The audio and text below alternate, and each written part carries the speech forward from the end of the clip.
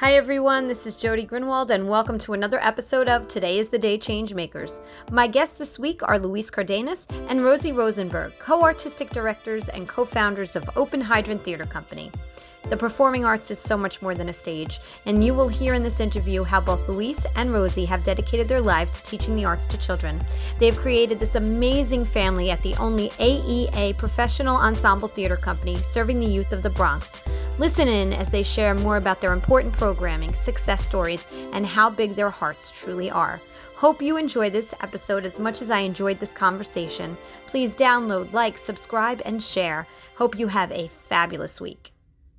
Hi, everybody. Thank you for joining us. This is Jody Grinwald, and you are viewing Today is the Day Changemakers, where I get to interview the most amazing and inspiring people who are doing wonderful things in their corner of the world. And today I have two people who are doing amazing things in the Bronx. So I want to introduce you to Luis Cardenas and Rosie Rosenberg. So welcome. Thank you so much for joining me today. Thank you for having us. Thank you so much, Jody. Oh, you are welcome. And I just want to start out with, I was so blessed to have met you through Barry, who is amazing, who introduced us when I was doing our gala for our nonprofit organization, the Zzak G Applaud Our Kids Foundation, and you came on board and helped us. So thank you so much for that. And we're going to get into what you do and all the amazing work that you do. So Hydrant, right? So how Hydrant, they are the co-artistic directors of Hydrant Theater in the Bronx. So Luis, can you tell us a little bit about Hydrant and the work that you do? Sure. Hydrant is a resident theater company of youth in the Bronx.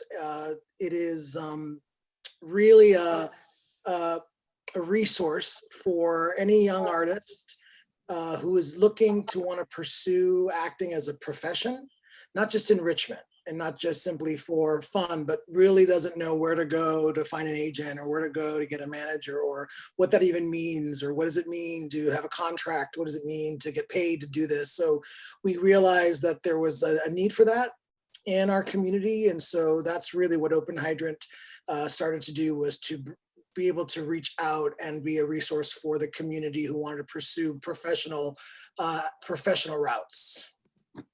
That's amazing. And Sarah, you and Luis started it together. Tell us a little bit about how that all came about. Well, I was teaching in Los Angeles, running a high school theater company, doing this speech debate, having a nationally winning team, and a young man named Luis Cardenas stopped by, looked in my classroom and saw trophies, and he popped his head in and said, "I want one of those." And I said, "Want one of what?" And he said, "One of those trophies." And he walked away. And that began it. Wow. So that's amazing. So where did you go from there? And what year did you start the organization? He joined the team during his junior year, and I didn't realize he was sort of homeless. He won the big California State Championship that year. And that summer he told me that he was living with an aunt. He wasn't sure how it was going with her. And I said, "Well, keep me informed." And I was teaching at the University of Northridge. So Luis came on, I invited him to be paid as a student assistant. And then when the school year started again, which was Lou's senior year, he didn't really have a place to live. So my family, my son, daughter, and husband invited him to live with us. A lot of students have. You have nowhere to go. You have nowhere to be. And he was pursuing theater. I thought, this beautiful voice, an incredible singer, this young man who can so act, who's known only a really turbulent life thus far, needs somebody who's a little stable in his life. So my family brought him in, sort of adopted him for that year. He won again the big coveted state event in acting, and was in our theater productions. And after he graduated, while he was going to college, he became a TA for me, teaching assistant. And he worked while he was going to college. Then he decided he wanted to go to New York. He was inspired by Rent, the musical, and wanted to go, I think, find his way in the theater world. And by that point, my children had graduated from high school and they were going either to UC Berkeley or to Michigan. Wow. And so he said, you know, you got to come to New York. I said, oh, that's interesting. He said, yeah, you can do theater. I had hopes of bringing Shakespeare to the stage in a fun and different and interactive way, where Shakespeare wasn't dumbed down, but was actually celebrated for his language. Mm-hmm. And so went to New York and we started, our play went off Broadway, which was really exciting. A doo-wop musical of A Midsummer Night's Dream played at BAM, won all these rave reviews, and it was like really cool. And then they sold the theater as a Broadway and Broome right in the heart of Soho to a restaurant.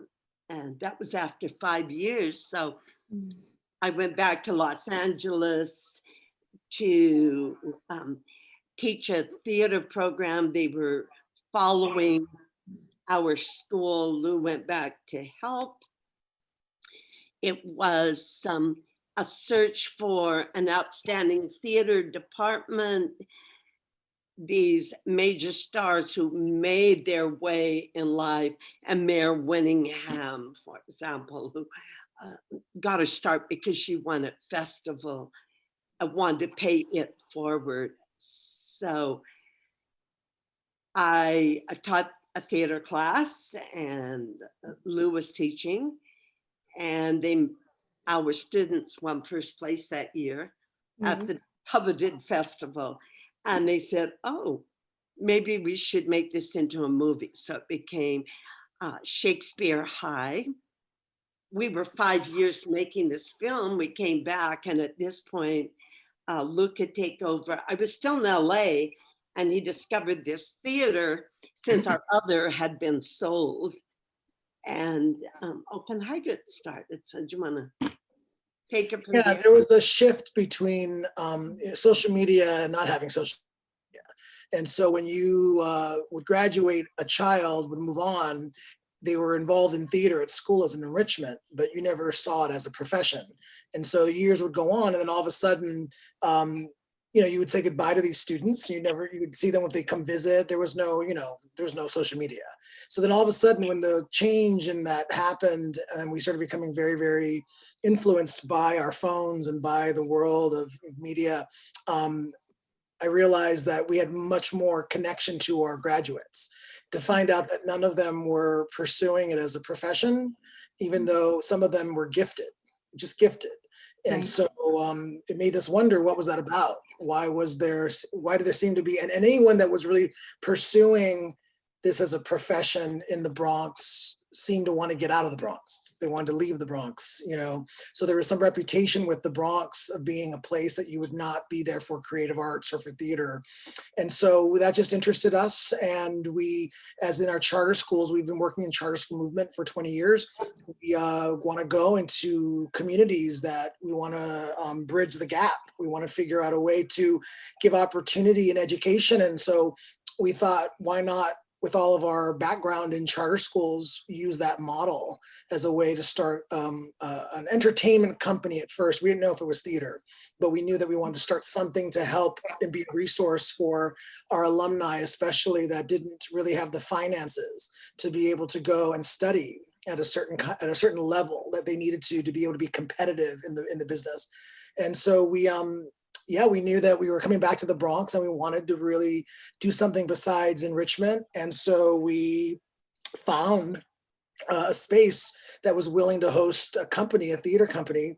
And we knew it was theater because that was really where we knew there was a lack in training. And it's very easily accessible to do TV, make videos, get on film. You know, that's easily done, but theater was really specific. So we knew we wanted to start a theater company and base ourselves with training in theater, especially since many of the actors that I had admired of color found out that they were British. So I had to then figure out what that was about for me and why that was or what that was about. And so we knew theater was the important thing to do, and we wanted to start something. So Rosie and I, she was my high school drama teacher. You know, we decided to start something, and I knew personally the impact that a teacher has on you, a mentor, someone that is really in love, involved with this. I wouldn't have been able to survive or be without Rosie. So I knew that it was important for there to be a place where someone could go and find another family to be able to pursue and support theater and the arts, because it wasn't happening in their homes. And so it was something that we wanted to be able to offer, and that's how it started. That's just incredible story, because it's funny. One of the common themes that I have on this podcast and on the YouTube channel is about mentorship. And so I think it's kind of a lost art in some cases, right? People don't always go up to someone and say, will you be my mentor? You know, it kind of is a natural evolution. You didn't probably say to Rosie, oh, will you be my mentor? It just so happened that mentorship relationship started and happened naturally and organically. But I even think as we get older, it's so important. That was something that I was saying too, is that no matter what age you are, having a mentor is such an important thing. Somebody who's done it before, willing to go through it with you. Such a beautiful story. There's so much I could ask you. So I know that you do so much for the youth in the Bronx, but I wanted you to explain how do the kids in the Bronx get involved with the theater? What do they have to do? Is there a cost? All of those kinds of things. So we start with we call them the kids. So they're 5-year-old to 8-year-olds is the newest program that we have. So Okay. we audition, people come in. We're at a community center as well. We put ads in backstage. We also put out email blasts, and we have things on Instagram, Facebook. And then once they get into the kids program, then they go to the juniors. And then the juniors are 8 years old to like 12 or 13. Then they go to the youth, which is 13 to 18. And then after 18, when they with essence graduate the programming, they decide whether they want to pursue this as a profession. And that means if they want to continue becoming part of an ensemble of Open Hydrant, or at that point they move on and they enjoy their years of performing and they become lifelong patrons of Open Hydrant. But it becomes really, they start as the youth, and then we don't push the professional aspect until they're 18. And if it's something that they want to pursue or not, then we're there to start that as, in essence, interim manager with them until they find someone like Peggy, Right. or someone that, and then we're able to pass them on to people who know what they're doing. But we just really are the first step for someone who wants or is considering or is thinking about pursuing acting. And you get a lot of parents who don't know what to do, so they need to speak with someone, and it's hard for them to know where to go in Manhattan, and they feel uncomfortable going to Manhattan. So we want a place in their community to be able to have that conversation. And so also find young people who have no exposure at all, and if they have talent, to put them in the Garden of Dreams. That's an amazing program by Madison Square Garden, where they celebrate, like you do, Jody, raw talent. And they then stay with them for years to make certain that they make wise choices. They help out. They see that they get college scholarships too. which is great. So our students have been blessed by the Garden of Dreams, I have to tell you. And I found the best way to describe us is we're like a fraternity and a sorority in essence. So if you use the same kind of mindset is what a theater company really is, this idea of coming together and having a brotherhood and a sisterhood that are there to help each other. And then it becomes a lifelong commitment, a lifelong brotherhood, sisterhood, a lifelong membership in essence. And really it's actually statistically proven, if you're in a fraternity or sorority in college, you're 40% greater achievement rate just by being able to be a part of a group of people that care about each other in that way. Absolutely. I mean, there's a statistic that says that if you're in a program, performing arts program for 4 years, that and you take your SATs, your grades are your grade will be much higher. Your score will be much higher, I should say. And also the fact is those who are in these types of, working with organizations, they have a greater opportunity of actually going on to go to higher education. So that's why there's so many reasons to be involved in something like this, but especially, knowing where you're located, right? I got to meet some of your amazing students. They performed in our event, our gala that we had for this. That wonderful gala. Thank you. For the Applaud Our Kids Foundation. And you guys have the winner. So the winner came from Open Hydrant. Denzel won, and he's just amazing. And we got to see, we also did an open mic with you guys. There's actually Applaud Our Kids Foundation and Open Hydrant. We partnered on an open mic, and we got to see the kids, do what they love and we got to see them act, because we didn't get to see them act at the gala, but we did get to see them act. And we could just see the amount of professionalism that they brought, because that's what you're teaching them, which is, truly unbelievable. So, just if you could, I'd love to hear any type of impact stories that you could share, or a story that stands out in your mind of a child that kind of grew with the organization. And I know, Luis, you did over, not here in New York, but over in California. But is there any story that you would want to share about any child that has gone on to do amazing things after they've been part of your program? So just somebody like Tyrese Avery, his mother was out of a job for a couple of years. And here was this young boy. He came, he's in the theater program, but we'd be at school with him, and he was always squinting. And it was like, Tyrese, can you see? And he said, well, I don't have my glasses. And I said, okay, why? And he said, well, they were broken, and we don't have any money to fix them.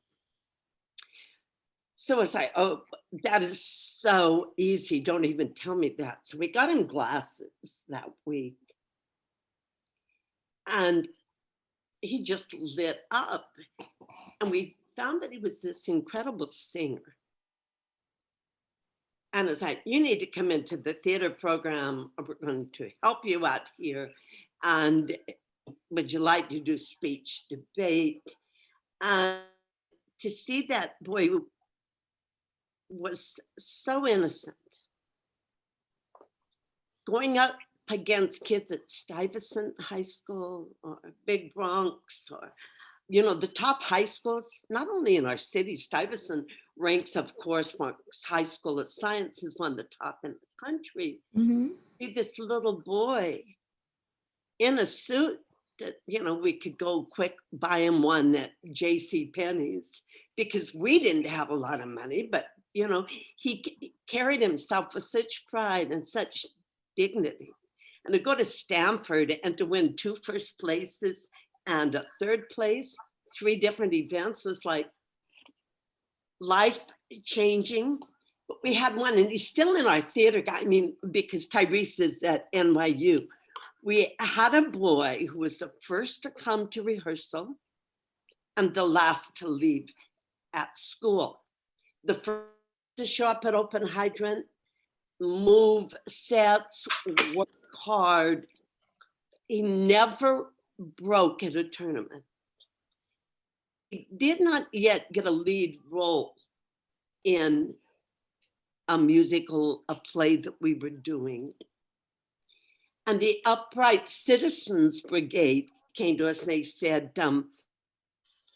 would you like some of your students, theater youth, to be part of our program? We have a summer program, and then we put on a big show with him at the end. So this boy, we took like 10 people, and this one boy who had never won an award before, right, had never broken at a tournament, but still was the first to come, go to a wall, practice his speech, work so hard. They told us, he's one of your best students. He is so good at improv. There's nothing this boy can't do. Trust me. We said, well, we know it's just, right, well, maybe because of that experience they gave him. The next year, in his senior year, we were at George Mason University, and he had 2 events that he was in, and they dropped these big scrolls from the ceiling to show who broke on to semifinals. And there was his name. And the most beautiful part was our entire team jumped in the air. They were screaming and yelling with love. And it wasn't just because they broke it, because this boy in 2 events made it. And it was like one of the highlights of my work there, because he was so deserving and so happy for everyone else. But to finally be recognized for his dramatic talent was like, okay. You know, this exactly what we're talking about, and what the name of this podcast is with Changemakers, is exactly what you are both doing every single day. The work that you're doing is so truly incredible. How many kids, Luis, would you say have come through? Do you think you even know of a number that have come through Open Hydrant at this point? Wow, at least like 400 so far. Wow. Yeah. That's For our so careers, just in education, thousands. wow. And you know, during this is a very important time, right? There's a lot of things in the news, a lot of things that have been going on in the world since this pandemic. I mean, and the fact that you are there and supporting the people of the Bronx, being there. You're the only AEA theater, is that correct, in the Bronx? Yes. So can you explain a little bit? Ever. There's not been an equity theater in the Bronx. There's some amazing theater there. Cardenas Theater Company, you have your colleges, but never one where your actors are paid, where they are given health insurance. You know, that is Open Hydrant. And it's really important to us that they become professional, because they have the talent. We don't always need to go to England to get the best. Very important people, you know, whether it's from Australia, from England, yes. But also we have some in the Bronx too. Oh, you do. You sure do. So what would you say, Luis, are some of your long-term goals now? So you're doing such amazing work. Is there anything else that you're going to be adding? Well, and right now we're in this place of challenging time. So I don't know if adding right now is really what the thought process is, but in the next 5 years, is there anything new that you're looking at right now? Sure. So first, we have our youth who we're backing and supporting to pursue careers, and the hopes is that they become imaginably famous and are able to come back and give to their community. That's a huge one, is to make sure that, you know, what I'm noticing are actors from the Bronx or performers from the Bronx who have succeeded. They want to get out of the Bronx, and we want to have our alumni come back to the Bronx and want to give to the community to uplift it. So that's one.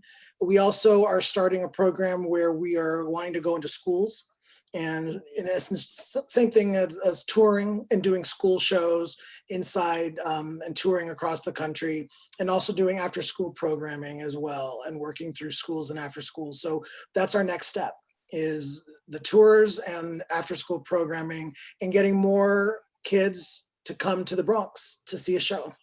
And so I think that's the next step. Once we're back in the swing of things again, getting teachers who want to bring their youth and come to a community where they wouldn't go and see a show.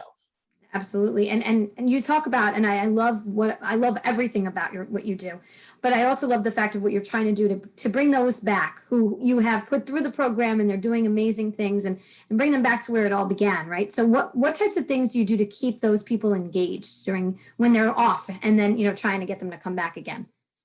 That's what we have. We have an off time, I don't think. We have an acting ensemble. So we're creating an ensemble. It's like a membership, and they're lifelong members. So once they graduate through the kids programming, and the kids programming is non-union, it's all non-union. But then once they graduate and want to pursue a profession, then they become a union actor. They join the union through our company, and then they become a member of Open Hydrant. So we have an ensemble, just like Labyrinth, just like Steppenwolf, same Right. type of ensemble membership. And so they're lifelong members. So they'll always be doing a show or some sort of theater production with us in some way if they're not working, if they're not busy, or we'll schedule a season now where we'll have an actor come back and be a part of it as well. But they become a member of our ensemble forever, and we'll always have a theater home to come back to. That's amazing. How are you keeping everybody connected now during this pandemic, right? This is a tough time for any theater, for any all the performing arts, including, our foundation as well, the Zzak G Applaud Our Kids Foundation. We're doing everything online. Are you online right now? How are you working your programming? I think we're very excited. First, yes, the adults are doing plays virtually, but our youth, we are putting on Beauty and the Beast. We got the rights to do it using a virtual medium. But what Lou and I, after 2 weeks of auditions, we still have another 2. We have people from all over the globe auditioning. We have from Kenya, we have, you have no idea. Whether it's from every continent, I think, has been represented. Almost every state in the United States. In the last 2 weeks alone, it's like crazy. I'm just talking to somebody right now that's in Sweden. Wait a minute, the next person to audition is from Korea. That's beautiful. Yeah, because you did a great job. You did. Everything is with passion. That you find when you're putting your heart and your soul into something, and and sometimes you don't know how it's going to happen, you make it happen with all that passion. So that's why that's you, girl. You're so kind. But I'm talking to people who are, that's why I love you guys from the first time I talked to you on the phone, because I felt like it was, just wonderful to talk to people who truly understand when you have a passion, you want to help, you want to support the youth and be there to, and be an extension of their family, because that's exactly what it sounds like you are, if not their family. I want to ask you, Rosie, our older kids are also working on Spring Awakening. Oh, okay. Awakening and Beauty and the Beast.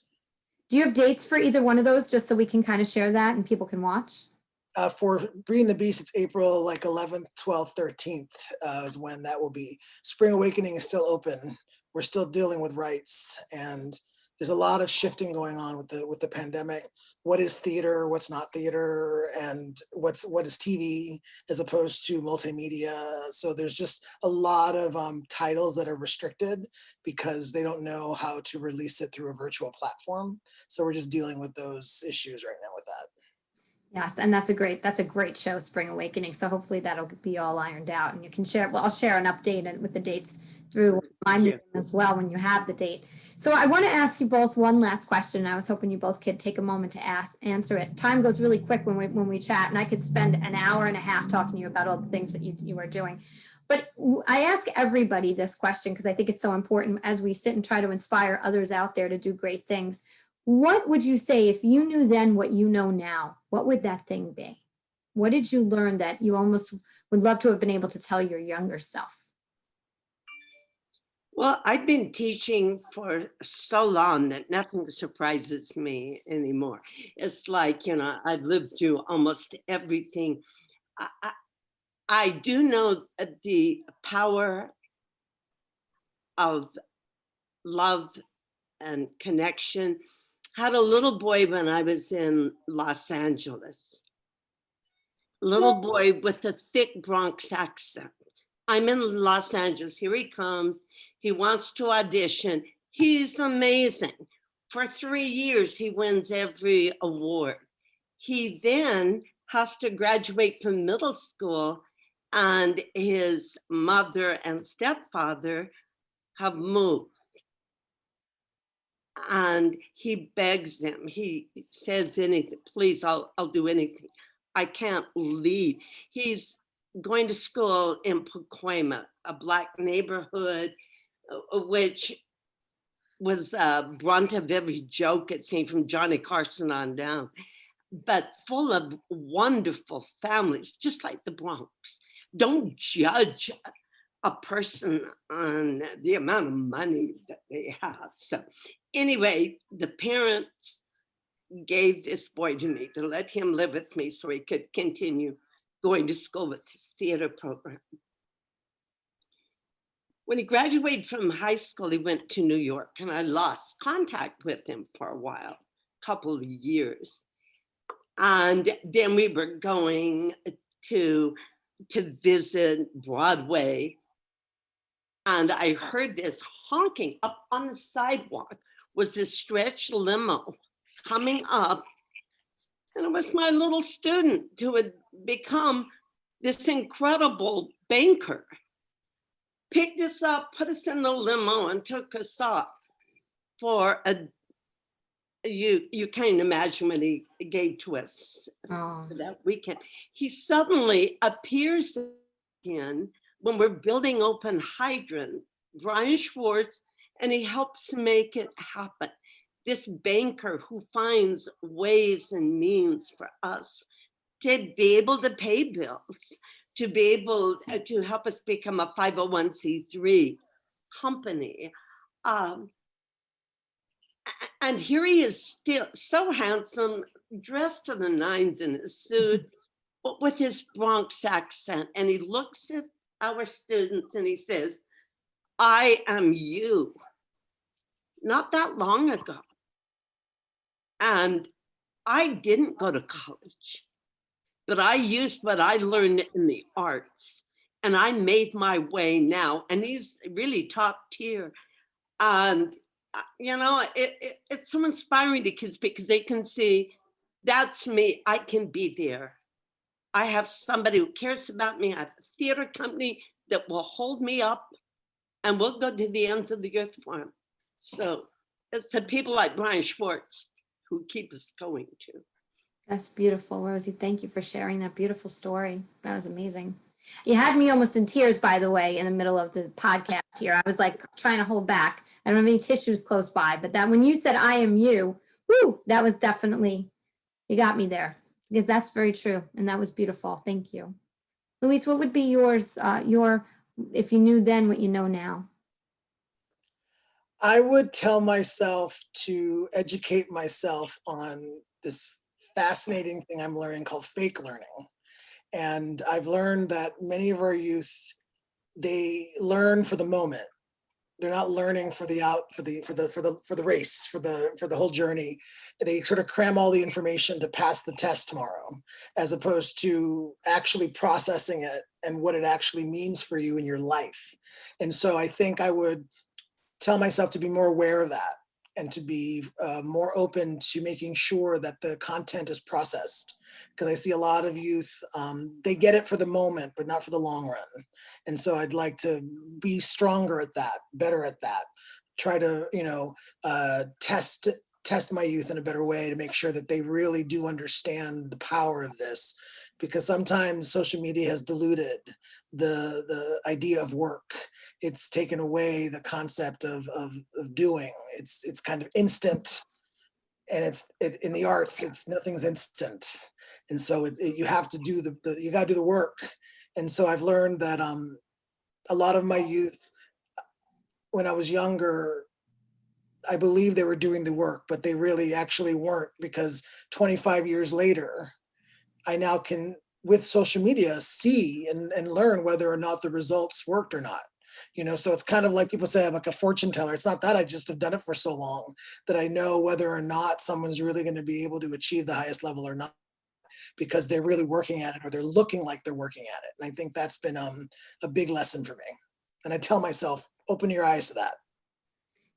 That's really important. And that instant gratification with social media is so true.